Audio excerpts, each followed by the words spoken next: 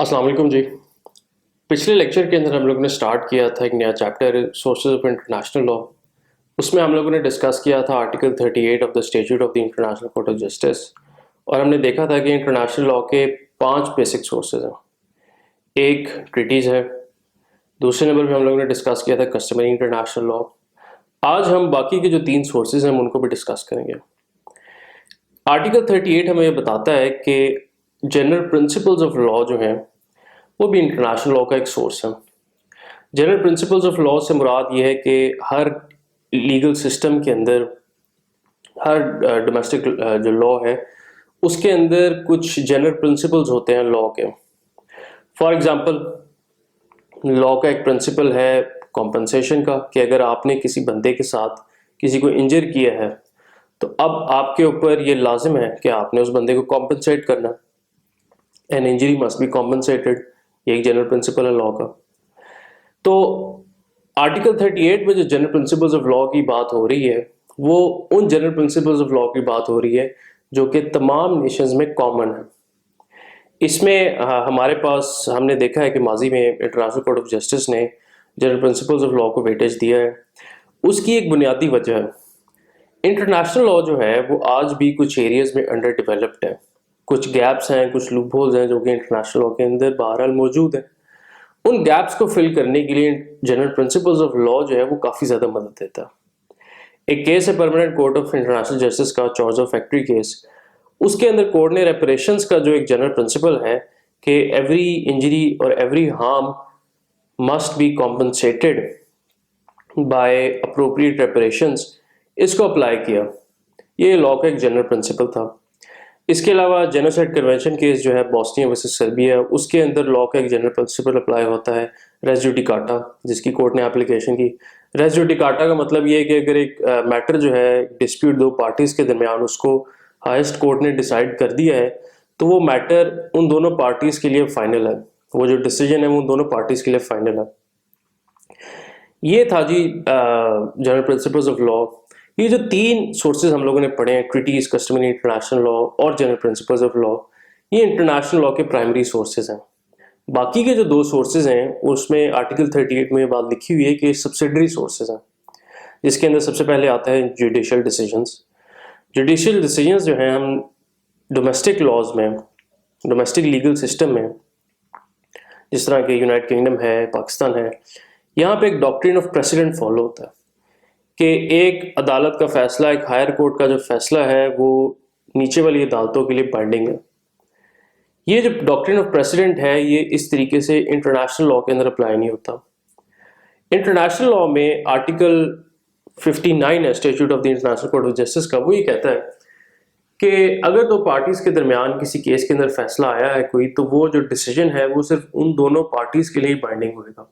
यानी कि वो डॉक्ट्रिन ऑफ प्रेसिडेंट जो है वो सिर्फ उन दोनों पार्टीज के ही कॉन्टेक्स्ट में अप्लाई होगा, फ्यूचर में भी बाकी जो स्टेट्स हैं उनके लिए वो डिसीजन बाइंडिंग नहीं है।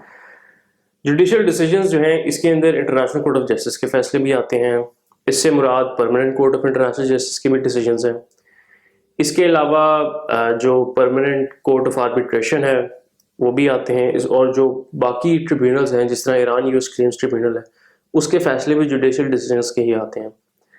अब जुडिशियल डिसीजंस ऑल्दो बाइंडिंग तो नहीं है, मगर जो आलमी अदालतों के जो जजेस हैं उनकी कोशिश बहरहाल ज़रूर होती है कि हम जो सर्टेनिटी है लॉ के अंदर उसको मेंटेन रखें। तो इसलिए जो पिछले फैसले होते हैं वो उनको किसी न किसी तरीके से फॉलो ज़रूर करते हैं, ऑल्दो वो बाइंडिंग नहीं है। जो तीसरा सोर्स है इंटरनेशनल लॉ का वो है जी इंटरनेशनल लीगल एक्सपर्ट्स की, जो हाईली क्वालिफाइड जो पब्लिसिस्ट हैं उनकी राइटिंग्स। ये भी इंटरनेशनल लॉ का एक सब्सिडरी सोर्स ही है। इसमें हम लोगों ने देखा है कि हुगो ग्रोशियस, फ्रांसिस्को विटोरिया, जेंटेली, ये पुराने स्कॉलर्स हैं, इंटरनेशनल एकेडमिक्स हैं। इनकी किताबों ने, इनकी राइटिंग्स ने बहुत ज़्यादा कंट्रीब्यूट किया इंटरनेशनल लॉ की डेवलपमेंट को। मगर with the passage of time जिस तरीके से ट्रीटीज़ और कस्टमरी इंटरनेशनल लॉ की डेवलपमेंट तेज़ी से हुई, तो ये जो एक सोर्स है इंटरनेशनल लॉ का, ये थोड़ा सा इसकी वैल्यू कम हो गई है। मगर फिर भी आज भी जब इंटरनेशनल कोर्ट ऑफ जस्टिस में केसेस जाते हैं या जब जजेस केसेस डिसाइड करते हैं तो वो एकेडमिक्स की जो राइटिंग्स हैं उनको ज़रूर मद्देनज़र किसी न किसी तरीके से रखते हैं और रहनुमाई ज़रूर लेते हैं। और ये इनको डिस्कस करना, इनकी राइटिंग्स को डिस्कस करना कई दफ़ा ज़रूरी इसलिए भी हो जाता है क्योंकि जो बहुत कंटेम्प्रेरी इश्यूज़ हैं इंटरनेशनल लॉ के अंदर, जो बहुत रीसेंट इश्यूज़ होते हैं, कई दफ़ा उनके अंदर हमें ट्रीटीज़ में या कस्टमरी इंटरनेशनल लॉ में गाइडलाइंस नहीं मिलती। उसके लिए फिर हमें जो ऑथर्स हैं इनकी राइटिंग से भी रहनुमाई लेनी पड़ती है। और इस तरह का अगर सिनेरियो आए तो आईसीजे जो है उसके जजेस वो ऑथर्स की जो राइटिंग्स है उसको फॉलो कर लेते हैं। ये है जी इंटरनेशनल लॉ के सोर्सेज। इसमें एक क्वेश्चन तो इस तरीके से आ सकता है कि जी इंटरनेशनल लॉ के सोर्सेज क्या हैं, या तो क्वेश्चन आएगा कि जी प्राइमरी सोर्सेज क्या हैं, या आएगा सब्सिडरी क्या है। तो ये तो काफ़ी आसान डिस्कशन है। एक क्वेश्चन आता है specifically with respect to customary international law और उसका ताल्लुक होता है कंसेंट के साथ। हमने ये डिस्कस किया था कि इंटरनेशनल लॉ के अंदर स्टेट्स जो हैं वो लीगली इक्वल है। अगर स्टेट्स लीगली इक्वल हैं और स्टेट्स सारी सॉवरन है तो ऐसे कैसे हो सकता है कि स्टेट्स जो हैं वो उनके लिए कोई लॉ बाइंडिंग हो और वो उस कानून के लिए अपना कंसेंट ना दें। ट्रीटीज में तो कंसेंट होता है, ट्रीटीज में तो स्टेट्स जो हैं वो कंसेंट देती हैं थ्रू सिग्नेचर या रेटिफिकेशन या कोई और अप्रूवल का जो मेथड है। आर्टिकल 12 और आर्टिकल 14 जो है वियना कन्वेंशन और लॉ ऑफ ट्रीटीज, उसके अंदर ये प्रोसीजर सारे गिवन है। मगर कस्टमरी इंटरनेशनल लॉ के लिए ऐसा कोई कंसेंट अवेलेबल हमें नज़र नहीं आता।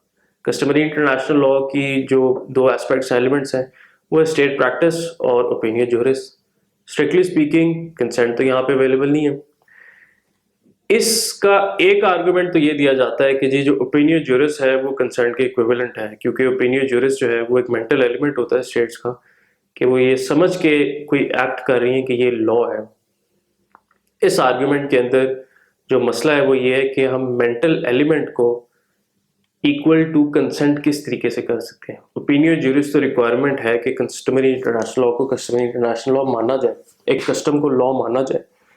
तो उस लीगल रिक्वायरमेंट को कंसेंट के इक्विवेलेंट किस तरीके से किया जा सकता है। दूसरा आर्गुमेंट इसके अंदर ये है कि कस्टमरी इंटरनेशनल लॉ के अंदर एक इन्फर्ड कंसेंट होता है। ये इन्फर्ड कंसेंट किस तरीके से आता है? ये आर्गुमेंट ये है कि जी परसिस्टेंट ऑब्जेक्टर का हमने एक कॉन्सेप्ट पढ़ा था कि अगर एक स्टेट चाहे कि कस्टमरी इंटरनेशनल लॉ उसके ऊपर अप्लाई ना करे और वो उससे एग्जेम्प्ट हो, तो वो स्टेट क्या करे कि वो स्टेट शुरू से ही उस कस्टम को परसिस्टेंटली कंसिस्टेंटली उसको ऑब्जेक्ट करती है, तो वो कस्टम उसके ऊपर अप्लाई नहीं करेगा, वो एग्जेम्प्ट होगी उसकी एप्लीकेशन से। तो अगर कोई स्टेट किसी कस्टम को ऑब्जेक्ट नहीं कर रही तो उसकी जो एब्सेंस है, एब्सेंस ऑफ ऑब्जेक्शन से हम कंसेंट को इन्फर कर सकते हैं। इस आर्गुमेंट के अंदर एक बेसिक फ्लॉ है, वो ये है कि जी अगर कोई स्टेट किसी कस्टम को ऑब्जेक्ट नहीं कर रही, इसका मतलब ये तो हरगिज नहीं है कि वो अपना कंसेंट दे रही है। ये भी हो सकता है कि कोई स्टेट जो है वो किसी पॉलिटिकल प्रेशर की वजह से ऑब्जेक्ट ना कर पाए, या ये भी हो सकता है कि कोई स्टेट जो है उसको इनिशियली ये अंदाज़ा ही ना हो, वो परसीव ही ना कर सके कि ये जो स्टेट प्रैक्टिस है ये आगे जाके लॉ बन जाएगी। तो एब्सेंस ऑफ ऑब्जेक्शन जो है, how is that equivalent to consent? वहां से कंसेंट किस तरीके से इन्फर किया जा सकता है? एक फ्लॉ इस आर्गुमेंट में। और इन्फर्ड कंसेंट थ्योरी जो है ये इसलिए भी फेल करती है क्योंकि अगर एक स्टेट जो है वो एक कस्टमरी इंटरनेशनल लॉ के बाद इस्टेब्लिश हो, फॉर एग्जांपल अगर एक स्टेट जो है वो 1980s के अंदर उसने मारज वजूद में आई है, उससे पहले के जो कस्टमरी इंटरनेशनल लॉज एग्जिस्ट करते थे वो स्टेट के ऊपर बाइंडिंग है, तो परसिस्टेंट ऑब्जेक्शन जो है वो तो इस इशू को रिजॉल्व ही नहीं करती। और इन्फर्ड कंसेंट किस तरीके से हम लोगों ने उस स्टेट का कंसेंट किस तरीके से हमने इन्फर कर लिया जो कि उस वक्त एग्जिस्ट ही नहीं करती थी जब वो कस्टम बन रहा था। तो ये मसला है इस आर्ग्यूमेंट के अंदर। फाइनल आर्ग्यूमेंट जो है इसके अंदर के कस्टमरी इंटरनेशनल लॉ के अंदर कंसेंट मौजूद है, जो फॉर वाला जो कैंप है वो ये कहता है कि जी कस्टमरी इंटरनेशनल लॉ के कुछ सेकेंडरी रूल्स हैं, वो रूल्स जिनके मुताबिक कस्टमरी इंटरनेशनल लॉज बनते हैं। जो एलिमेंट्स हम लोगों ने पढ़े थे, state practice, generality of practice, उसके सारे एलिमेंट्स और ओपिनियन ज्यूरिस, तो स्टेट्स ने इन सेकेंडरी रूल्स के लिए अपना कंसेंट दिया हुआ है। अगर स्टेट्स ने इन सेकेंडरी रूल्स के लिए अपना कंसेंट दिया हुआ है तो उन रूल्स के नतीजे में जो कस्टमरी इंटरनेशनल लॉ डेवलप होगा उन्होंने उसके लिए भी अपना कंसेंट दिया हुआ है, वहाँ से हम उनका कंसेंट इन्फर कर सकते हैं। इस आर्गुमेंट के अंदर भी एक बेसिक फ्लॉ है। वो फ्लॉ ये है कि ये आर्गुमेंट इस अजम्पशन के ऊपर बेस करती है कि स्टेट्स ने कस्टमरी इंटरनेशनल लॉ के जो सेकेंडरी रूल्स हैं उनके लिए अपना कंसेंट दिया हुआ है।